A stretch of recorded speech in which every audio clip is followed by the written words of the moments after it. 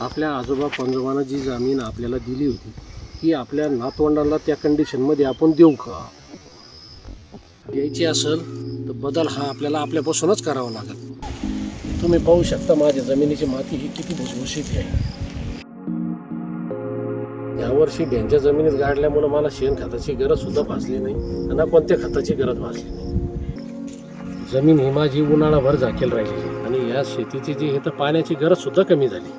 आज जून महिन्याचा टाइम आहे तरी आज माझ्या जमिनीची ही सुपीकता ही माझ्या लक्षात आलेली। माझं काडी कचरा जाळणं बंद केल्यापासून माझ्या जमिनीचा सेंद्रिय कर्ब हा चांगला झालेला। माती समृद्ध झाल्याशिवाय शेतकरी हा समृद्ध होऊ शकत नाही। जितकी माती सुपीक असेल तितकं उत्पादन हे आपलं दमदार राहील। मातीची जी तपासणी आहे तर ती आपण 2-3 वर्षानं करायला पाहिजे। मातीचा जो परीक्षणाचा जो अहवाल येईल त्यानुसार आपण आपल्या शेतीची गुणवत्ता सुधारू शकतो। बऱ्याच जणांना वाटतं दुकानातून जाऊन रासायनिक खत आणू आणि आपलं उत्पन्न घेऊ, पण आज सेंद्रिय कर्ब वाढवल्याशिवाय शेतकऱ्याला पर्याय नाही। सेंद्रिय कर्ब जर चांगला नसेल जमिनीमध्ये तर तुमच्या रासायनिक खतालाही काही महत्त्व नाही।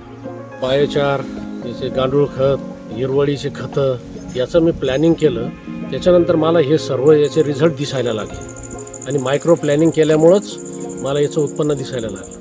जोपर्यंत तुमचा सेंद्रिय कर्ब सुधारत नाही तोपर्यंत तुमची उत्पादन क्षमता ही वाढू शकत नाही। आज ती काळाची गरज आहे की आपले आजोबा पंजोबा जी शेती करत होते त्याची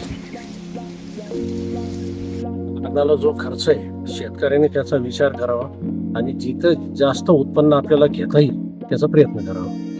मी सगळ्या शेतकऱ्यांना विनंती करतो की जे छोटे छोटे प्रयोग आहे ते आपण प्रत्येकाने आपल्या शेतात करायला पाहिजे।